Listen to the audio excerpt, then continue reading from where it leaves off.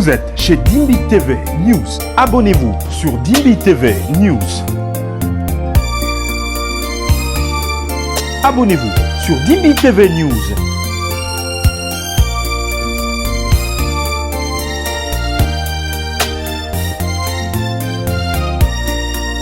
Que la question du mariage interracial est une question doctrinale. Quand Frère Branham dit « je ne crois pas », moi aussi je sais comprendre, moi aussi je sais regarder. Frère Branham, ce que tu dis là est faux. Moi je ne t'écoute pas, ça c'est toi, ça c'est pas l'ainsi dit le Seigneur. Parce que je connais ce que c'est que l'importance d'un prophète majeur. Vous n'avez pas eu le temps de comprendre ces choses-là. Parce que vos pasteurs vous ont embrouillé. Au lieu de vous emmener à l'essentiel de l'enseignement, ils vous ont embrouillé, vous ont emmené à les chanter, à les glorifier, à les sauter, à les je sais pas faire quoi, les élever, les encenser.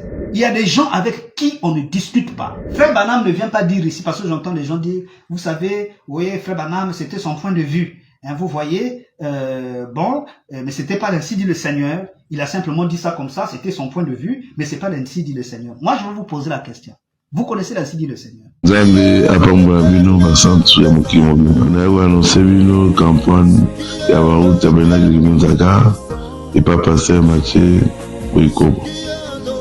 Campagne ezali na juillet le 11, le 12, le 13. Biso biso préparer campagne monene oyo ezali baannonce tosangana pamba Mathieu ezala malonga mpe na kozala wana tokutana wana pour préparer biso ya paye du peuple. Pasteur Mathieu na lingi mingi azali branche na biso ya baotabernacle tolingi boyo ebele ngai Pasteur Carlos ya baotabernacle ya monene nabengisi bino na juillet le 11, le 12, le 13 na kozala wana. Que Dieu vous bénisse. Bana Kivu, bana ya Congo tokutana wana na pambola bino.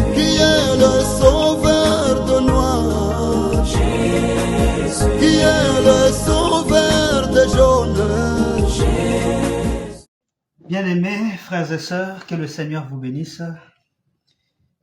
C'est une belle chanson. Eze sengo mingi pona moto oyo ayokaka be mosakoli na yo. C'est ce que la chanson dit. En lingala, ça veut dire c'est une grande joie pour celui ou pour celle qui ne croit que ce que dit le prophète. Amen. Je vous salue vous tous dans le nom tout-puissant de notre Seigneur Jésus-Christ et je suis très content de passer encore avec vous ce moment de partage comme nous avons l'habitude. Alors comme vous avez lu, je vais parler sur le mariage interracial. Je vais donner mon point de vue là-dessus. Et encore une fois, je vais attirer l'attention des gens qui s'achoppent pour rien, pour une petite mouche qui survole, ils s'achoppent. Et j'aimerais vous dire que cette vidéo ne vous concerne pas. Si vous êtes de ceux-là, de la trompe de ceux-là qui aiment s'édifier, qui aiment apprendre, je pense que vous pouvez être connecté avec nous pour nous suivre. Mais si vous êtes des gens qui voient le mal partout, vous voyez polémique partout, je vais vous demander de disposer parce que ça vous fera plus de mal que de bien. Alors, nous sommes de ceux qui pensons que nous devons parler de la parole. Il n'y a pas de tabou, il n'y a pas de sujet tabou dont on ne pourra pas parler. Alors, nous sommes ici pour parler de ce sujet que j'ai évoqué là. Le mariage interracial. Alors, j'aimerais aussi préciser une chose. Je ne suis pas ici pour stigmatiser ceux qui ont eu à contracter des mariages interraciaux. Je ne suis pas ici pour dire que Dieu ne les considère pas, ils ne sont pas chrétiens, ils ne sont pas ceci. Je ne viens pas pour ça, parce que chacun de nous est libre de faire son choix. Et je n'ai pas aussi la prétention de dire que la personne qui s'est mariée avec un conjoint d'une race opposée, c'est un faux amour et tout ça. C'est pas ce que j'essaie de dire. Je sais, je suis conscient que il y en a ceux qui se sont mariés, qui ont contracté ce genre de mariage, mais qui s'aiment plutôt, qui sont bien, qui se respectent, qui font des très beaux foyers. Le problème n'est pas là. Je ne viens pas parler sur la qualité du foyer. Est-ce que ce sont des bons foyers? Est-ce qu'ils vont s'aimer? Est-ce que tout ça? Je ne suis pas là. Voilà, je ne viens pas parler du choix des gens. Chaque personne est libre de faire son choix, de décider avec quelle personne il envisage de vivre. Et ça, je ne parle pas de ça. Et j'ai des amis, j'ai des frères qui ont eu à contracter ces mariages-là. Pour d'autres, simplement parce que, bon, avant même qu'ils ne viennent dans la parole, dans le message, ils étaient mariés avec un blanc, avec une blanche. Bon, je n'ai rien contre tout ça là, je ne stigmatise pas. Ce sont nos frères, ce sont nos sœurs, qu'elles soient blanches, qu'elles soient noires, qu'elles soient blancs, ce sont nos frères. Et je n'ai rien à redire de leur couple et tout ça. Les affaires de couple, ça ne m'intéresse pas. Et de toute façon, il a été dit, les goûts et les couleurs ne se discutent pas. Si tu choisis de te marier avec un noir, avec une chinoise, c'est ton choix. Tu es libre de faire ce que tu veux. Mais moi, si je viens ici parler du mariage interracial, c'est en tenant compte de la doctrine du message. Je viens ici pour parler de la doctrine. Je ne viens pas ici pour stigmatiser, mais je viens ici pour défendre un principe. Et ce principe, c'est celui que nous appelons le message du temps de la fin. C'est ça notre principe à nous. Et je ne suis pas seul dans ce principe. Nous sommes énormément nombreux qui supportons ce principe-là du message, ce qu'on appelle les frères et les sœurs du message. Alors, je viens ici pour qu'on parle de ce sujet. Alors, pourquoi j'en parle aujourd'hui? Pourquoi parce que j'ai vu quelqu'un dire « Ah non, mais pourquoi vous choisissez ce moment d'en parler et tout ça ?» Vous savez, nous avons le droit de défendre la parole à n'importe quel moment. Paul a dit à Timothée, exhorte, prêche en toute occasion favorable ou non. Je n'ai pas besoin d'attendre une occasion favorable pour parler. Non, il s'agit de la parole, il s'agit de la doctrine. On doit la défendre à tout moment et à chaque instant.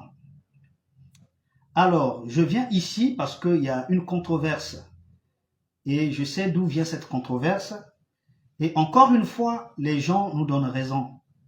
Il y a eu un moment, je peux dire, en étant encore au confinement, j'étais très incisif sur la dénomination. Je postais beaucoup sur la dénomination, et si bien que ça m'a valu beaucoup de qualificatifs que je n'avais pas, comme quoi je n'avais pas de l'amour, j'étais haineux, j'étais tout ça. Mais aujourd'hui, on commence quand même à se rendre compte que ce que nous disions à l'époque ce n'était pas simplement pour emmerder ou déranger les gens, et ça avait vraiment, ça valait son pesant d'or. Il a fallu vraiment qu'on en parle. Parce qu'aujourd'hui, l'histoire nous donne raison. Pourquoi l'histoire nous donne raison? Parce que au final, les gens ont plus de considération aux hommes. Les gens ont plus de considération à leurs pasteurs qu'aux messagers. Les gens considèrent plus les dires de leur pasteur que les dires du messager. Le messager peut dire quelque chose noir sur blanc, mais eux ils vont attendre ce que leur pasteur dit. Le pasteur a plus d'autorité que le messager. Et ça, c'est indéniable. C'est comme ça. On n'a pas besoin de démontrer ça. Vous n'avez que à ouvrir les yeux, à ouvrir vos oreilles, à observer, et vous vous rendrez compte que c'est vraiment déplorable. Alors là, je viens donner mon point de vue là-dessus, parce que la Bible parle de nicolaïsme. Frère Branham dit, le nicolaïsme est un système qui a commencé par les œuvres. Ce n'était pas une doctrine, mais c'était juste des actions que les gens posaient. Ça paraissait un peu anodin.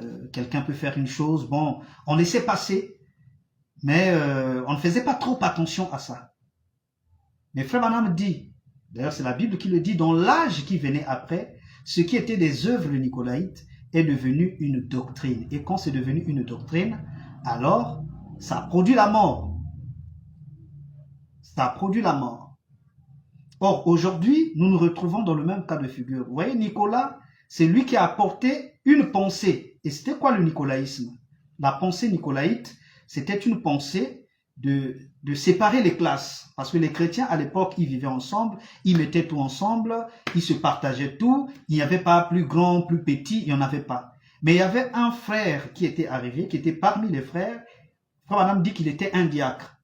C'est lui qui a commencé à placer les gens par rapport à leur catégorie sociale, en différenciant les gens. Ceux-là sont un peu plus importants. Toi, tu vas prendre telle place. Les autres, comme vous êtes un peu plus petits, restez à tel endroit. Bon, c'était juste des œuvres. Les gens observaient. Ah, mais pourquoi tel frère, on le met à tel endroit, on le met à telle position? Ah non, lui, parce que c'est quand même le chef, c'est quand même l'évêque, c'est quand même le cadre et tout ça. Donc, mettons-lui là. Bon, il n'y a rien de mal. Il faut honorer les gens. C'était quelque chose de très, très banal. Les gens n'ont pas prêté attention à ça. Bien que les disciples à l'époque commençaient à remarquer cette chose. C'est pourquoi Jacques avait dit, Dieu ne fait point d'acception. Quand vous dites, toi frère un tel, mets-toi ici à la place d'honneur, toi l'autre frère, mets-toi là-bas, ne faites-vous pas la division, c'est un péché. Mais c'était ça le nicolaïsme. Et avec le temps, le nicolaïsme est entré dans l'église. On a eu la différenciation des classes, les clergés et tout, jusqu'aujourd'hui. Et malheureusement, ce système nicolaïte est arrivé même dans le message de Malachie 4. Il y a des gens qui sont intouchables, des gens qui ne peuvent pas s'asseoir là où vous vous asseyez. Quand vous êtes avec des frères, vous causez, lui ne peut pas être là, il est trop grand pour être au milieu de vous. Et cet esprit nicolaïte est là. C'est devenu une doctrine. Alors, l'histoire du mariage interracial, nous savons, moi je vais d'abord parler de moi. Il y a eu un moment, j'avais écrit un livre. Moi j'avais une pensée sur le mariage interracial. Je n'avais pas tout lu sur le prophète là-dessus. J'avais même écrit un livre, le mariage interracial. J'ai montré que le mariage interracial n'était pas interdit, le mariage interracial et tout. J'ai pris des types dans la Bible, je suis allé et c'était vraiment un travail de fourmi. J'ai fait ça en 2014. Donc de 2014 à aujourd'hui, ça fait 11 ans depuis que j'ai écrit ce livre-là. Et c'était un livre, je vous dis, si vous lisez ça, en tout cas, voilà. Je suis allé même dans la science, je suis allé partout, la Bible, tout. J'ai démontré qu'il n'y avait aucun mal de se marier avec une race opposée. Alors, du moment où j'ai lu Frère Branham, parce que moi je lisais Frère Branham, je n'avais pas encore lu où Frère Branham était formel. Et quand j'ai lu Frère Branham dire, je vais lire ça ici, de façon formelle, et je vais vous dire pourquoi. J'ai lu Frère Branham, il parle ici dans la prédication un paradoxe, prêché le samedi 18 avril 1964, paragraphe 77. Bon, là j'utilise la version Shekinah. Il est écrit ceci, Frère Branham dit, cependant je ne crois pas dans le fait de se marier et de faire des mariages mixtes comme cela. Je ne crois pas qu'un blanc, qu'est-ce qu'une jeune et belle fille de couleur intelligente a à épouser un blanc pour avoir des enfants mulâtres? Qu'est-ce qu'une brave fille de couleur intelligente a à vouloir faire une telle chose? Je n'arrive pas à comprendre cela. Et qu'est-ce qu'une femme blanche a à vouloir épouser un homme de couleur pour avoir avec lui des enfants mulâtres? Pourquoi ne restez-vous pas tel que Dieu vous a créé? Soyez satisfaits de ce que vous avez. Vous voyez? Frère, quand j'ai lu ça, ça a cassé tout ce que j'avais en tête, j'avais comme pensée sur le sujet.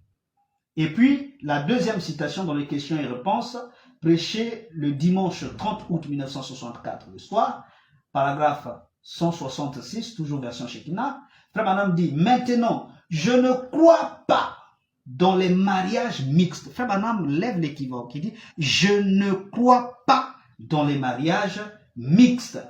Je crois qu'un homme blanc ne devrait pas se marier avec une femme de couleur. ni une femme de couleur se marier avec un homme blanc, ni un jaune se marier à une noire ou à une blanche ou à une... Je crois que les bruns, les noirs, les blancs et les autres races de gens sont comme un jardin de fleurs pour Dieu. Et je ne crois pas qu'elles devaient être croisées. Écoutez ceci, c'est ça qui m'a beaucoup interpellé. Frère Branham dit, je crois que c'est ainsi que Dieu les a faites. Et je crois que c'est ainsi qu'ils devraient demeurer. Frère Branham engage Dieu. Il ne dit pas ici qu'il s'agit de sa façon à lui de voir. Il dit non, c'est sa façon, c'est Dieu qui a voulu que ça soit comme ça. Donc c'est ainsi, dit le Seigneur. Parce que l'ainsi dit le Seigneur, c'est la volonté de Dieu exprimée. Et Frère Branham dit ici, je crois que c'est ainsi que Dieu les a faites et je crois que c'est ainsi qu'elles devraient demeurer. C'est-à-dire que chacun dans sa race, Dieu a voulu que ça soit comme ça. Dieu n'a pas voulu qu'on les croise et tout ça. Frère, quand j'ai lu ça, j'ai pris tout ce livre-là, je l'ai déchiré. Il me reste peut-être la couverture, je dois voir ça quelque part. Je ne sais pas si je peux voir ça. Je l'avais complètement déchiré. Peu importe les raisonnements que j'avais faits, tout ce que j'ai écrit, des démonstrations, je les ai déchirés. Et je vais vous dire pourquoi je les déchirés. C'est parce que je connais la révélation. J'ai la révélation de qui est le prophète messager pour un âge. Je prends mes petites pensées, mes interprétations, mes petites visions que je vois là. Peu importe, même si cela paraît juste raisonnable, je prends ça, je déchire. Du moment où cela ne cadre pas avec ce que le messager prophète a dit, je prends ça, je déchire, je jette à la poubelle. Frère, moi je m'étais dit, je m'étais donné 2 principes dans la vie. Et je crois que je peux partager ça avec vous. Je me suis donné 2 principes dans la vie que je ne ferai jamais dans ma vie. Peu importe la situation, peu importe l'envie de la gloire, l'envie d'avoir ceci, peu importe mes ambitions, je ne le ferai jamais pour rien au monde. Il y a 2 choses. La première des choses, ne jamais, alors ne jamais condamner Israël. Peu importe, même si les gens viennent me démontrer, regardez Israël ce qu'il fait, et c'est pas bien, il tue les innocents et tout. Ça peut paraître raisonnable comme raison. Comment quelqu'un comme ça, vous venez vous tuer les pauvres et tout ça, les pauvres innocents, des enfants, regardez à Gaza, comment on est en train de tuer. Je ne peux pas me prononcer sur Israël, je me tais. Que Israël détruise des bébés, tue les gens et tout ça, largue des bombes à gauche, à droite. Je me tais sur la question d'Israël.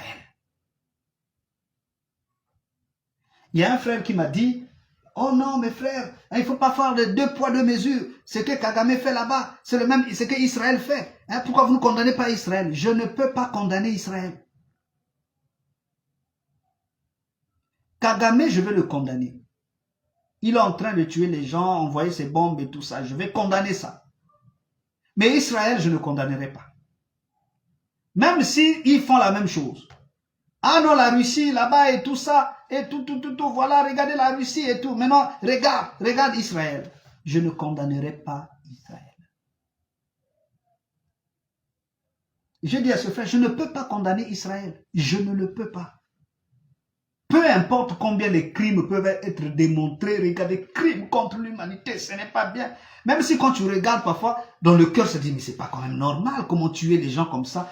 Je ne peux jamais me prononcer en mal, m'inscrire en faux sur la question d'Israël.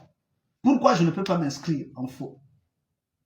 Parce que je ne veux pas remettre en question la malédiction de Noé. Noé avait prononcé la parole. Noé est un prophète. Quand un prophète parle, on se tait. Même si, oh, tu dois regarder, est-ce que c'est normal? Regarde même toi-même, les innocents, regarde, et tout ça. Vraiment, les gens mourir comme ça, là, vraiment, ça c'est l'amour. Je ne suis pas là. Le prophète a parlé, point. Écoutez ce que Noé dit à propos de la Palestine. Dans Genèse 9, versets 25 à 26, Noé a dit ceci. Et il dit, maudit soit Canaan, qu'il soit l'esclave des esclaves de ses frères. Qu'il ne soit pas l'esclave de ses frères, mais qu'il soit l'esclave des esclaves de ses frères. Il dit encore, béni soit l'Éternel, Dieu de Sem, et que Canaan soit leur esclave. C'est la parole qu'un prophète avait prononcée, le prophète Noé. Moi, Kevin Baki, je n'ai pas le droit de venir contredire ça en supportant la Palestine. Je ne peux pas.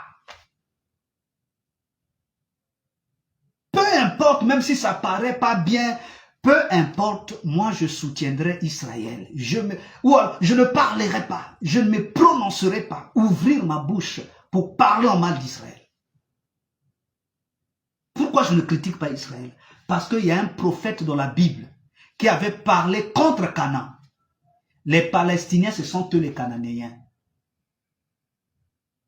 Sem là que vous voyez, c'est Israël. Israël, c'est un descendant de Sem. C'est pourquoi on appelle, ceux qui sont contre les Juifs, on les appelle les antisémites. Les Israéliens sont des Sémites, des enfants de Sem. Donc quand vous luttez contre Israël, vous luttez contre Sem. Or, Noé avait béni Sem. Il a dit, béni soit l'Éternel, Dieu de Sem, et que Canaan soit leur esclave. Noé avait dit, lui, le patriarche Noé avait dit, que la Palestine restera l'esclave d'Israël. La Palestine restera esclave d'Israël. Je ne sais pas quand est-ce cette malédiction-là a été annulée. Si quelqu'un connaît là où cette malédiction a été abolie, qu'il me dise. Noé a dit que Canaan sera l'esclave de Sem. La Palestine sera l'esclave d'Israël. Pour toujours. Moi, Kevin Baki, peu importe ce que Israël fera là-bas au Moyen-Orient, même si on est en train d'éventrer les bébés, faire des choses, moi, je ne me prononcerai jamais contre Israël. Pourquoi je ne me prononcerai pas contre Israël? Je vous ai dit parce qu'il y a un prophète qui a parlé. Pourquoi je ne me prononcerai pas contre Israël? Écoutez ce que Jacob a dit, l'enfant d'Abraham, l'ancêtre d'Israël. Écoutez ce que Jacob, parce que Jacob veut dire Israël. Jacob, quand son nom a été changé, c'est devenu Israël. Écoutez ce que Jacob dit. Il parlait à Joseph, il dit, Jacob dit à Joseph, le Dieu Tout-Puissant m'est apparu à Luz, dans le pays de Canaan. Et il m'a béni. Il m'a dit, je te rendrai fécond, je te multiplierai, et je ferai de toi une multitude de peuples. Je donnerai ce pays à ta postérité après toi, pour qu'elle le possède à toujours. Jacob, le prophète Jacob, a dit que Dieu lui a dit, c'était à Luz, qu'il donne cette terre de la Palestine aux enfants d'Israël à toujours, pour toujours. Qui suis-je moi pour annuler ça? Ah, ce qu'Israël fait, c'est pas bien. Est-ce que c'est normal? Bon frère, raisonne même toi-même. Regarde, c'est contre le droit international. C'est contre... Je ne suis pas là.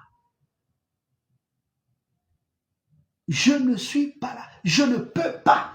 Il y a des prophètes qui ont parlé. Écoutez maintenant ce que Dieu dit. Quand les enfants d'Israël ont quitté l'Égypte, ils sont arrivés à Canaan. Écoutez maintenant ce que lui-même, l'Éternel des armées, le Créateur de toutes choses, le Père qui est riche en bonté, la grande fontaine d'amour, écoutez ce qu'il dit. Ce qu'il a dit aux enfants d'Israël. Ici, je lis dans Deutéronome, chapitre 20, versets 16 à 15. Deutéronome chapitre 20, verset 16 à 15. Écoutez ce que Dieu dit. Mais dans les villes de ces peuples dont l'Éternel, ton Dieu, te donne le pays pour héritage, tu ne laisseras la vie à rien de ce qui respire. Dieu dit à Israël, hein, quand vous allez entrer en Palestine, la terre des Cananéens, quand vous arrivez là-bas, tuez-moi tous les Palestiniens. Ne laissez aucune âme qui respire. Mais dans les villes de ces peuples, dont l'Éternel, ton Dieu, te donne le pays pour héritage, tu ne laisseras la vie à rien de ce qui respire. Car tu dévoueras ce peuple par interdit. Les Hétiens, les Amoréens, les Cananéens, les Phérésiens, les Éviens et les Jébusiens. Vous savez, les Jébusiens sont les habitants de Jérusalem. Jérusalem que vous voyez là, ce n'était pas la terre des Juifs, non. C'était une terre cananéenne. À l'époque, on appelait ça Jébuse. Donc les Jébusiens c'était les anciens habitants de Jérusalem. Avant que les Juifs n'arrivent, Jérusalem appartenait aux Palestiniens. La terre de Palestine là, appartenait aux Palestiniens. Les premiers acquéreurs sont les Palestiniens. Mais Dieu dit aux enfants d'Israël, quand ils ont quitté l'Égypte, arrivez là-bas, tuez-moi tout le monde et prenez ça. Ça, c'est l'Éternel qui a dit. Maintenant, dites-moi à quel moment Dieu avait changé d'avis. Pour dire que non, maintenant, non, laissez comme ça. Vraiment, partagez-vous maintenant la terre avec des Palestiniens. Bon, laissez-les, ne les tuez plus. Je viens d'annuler ce que j'ai dit. Je ne peux pas combattre ça. Que Israël tue. Je ne peux pas dire, oh, mais c'est pas bon. Mais Dieu a dit, tuez-les. Et il dit, car tu dévoueras ces peuples par interdit. Les Hétiens, les Amoréens, les Cananéens, les Phérésiens, les Éviens et les Jébusiens. Comme l'Éternel, ton Dieu, te l'a ordonné. Israël tue les Palestiniens par ordre de Dieu. Qui suis-je moi? C'est pourquoi le problème d'Israël, je ne peux pas intervenir. Je ne peux pas dire, oh Israël, c'est... Je ne peux pas. Parce que ça, c'est une affaire, Dieu est dedans.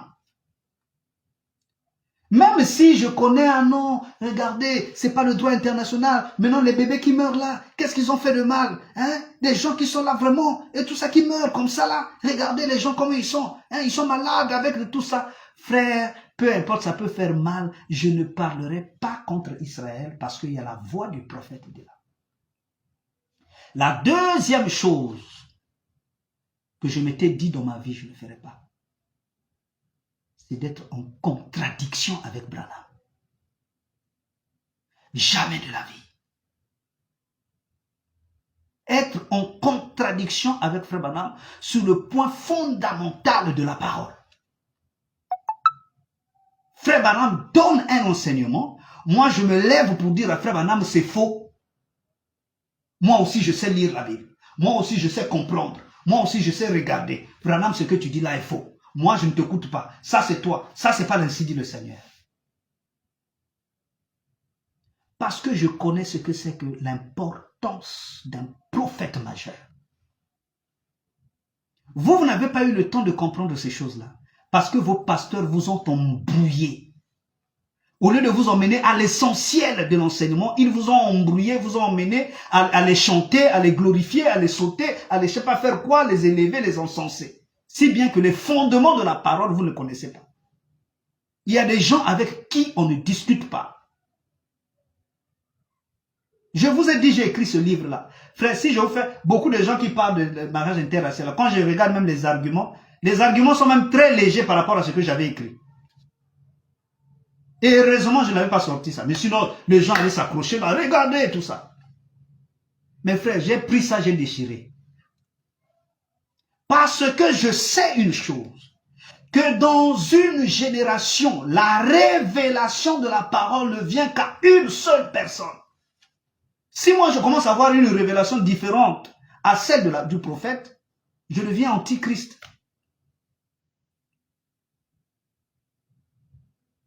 Frère, Voilà le problème.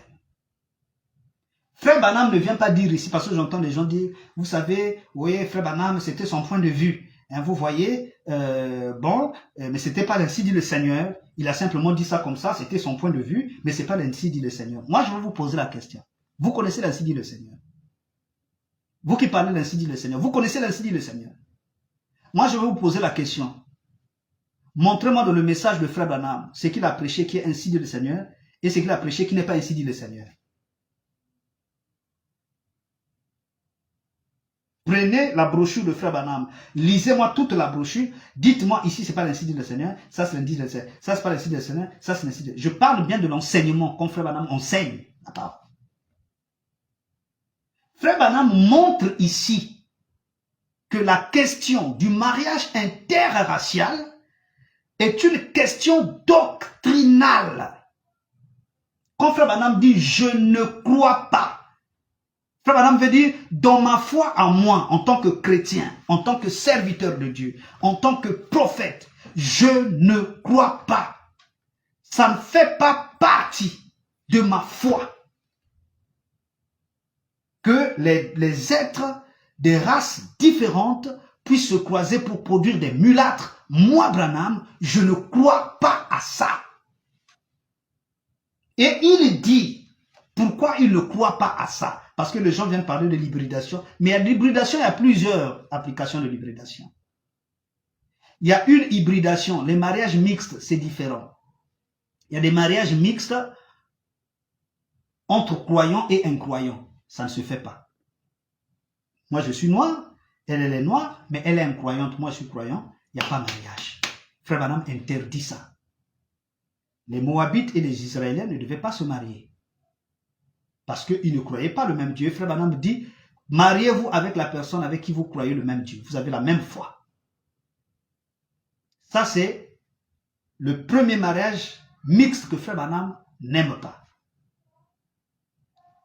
Frère Branham n'aime pas l'autre mariage mixte qui est l'hybridation. L'hybridation d'espèces. Vous prenez un cheval, vous mélangez avec je ne sais pas quel animal, ça donne ceci, tout ça. Frère Branham, ne croyez pas à ça. L'hybridation. Ça, c'est la deuxième chose. Troisième chose, ça c'est dans la doctrine de Branham. Frère Branham ne croyait pas à l'hybridation des races. Prendre une race opposée avec une autre race opposée. On est tous de la même espèce, mais des races différentes. Frère Branham ne croyait pas qu'un homme avec un animal puisse s'accoupler. Frère Branham ne croyait pas. La Bible aussi ne croit pas à ça. Frère Branham ne croyait pas les hommes de la même, des espèces, qu'on appelle des races différentes, puissent se lier dans le mariage pour produire des mulâtres. Frère Branham ne croyait pas ça. Et Frère Branham dit pourquoi il ne croyait pas ça. Branham n'a pas dit non parce que ce n'est pas l'ainsi dit le Seigneur. Je ne crois pas ça parce que c'est seulement moi comme ça. Frère Branham dit pourquoi il ne croyait pas ça. Il le dit ici dans les questions et réponses.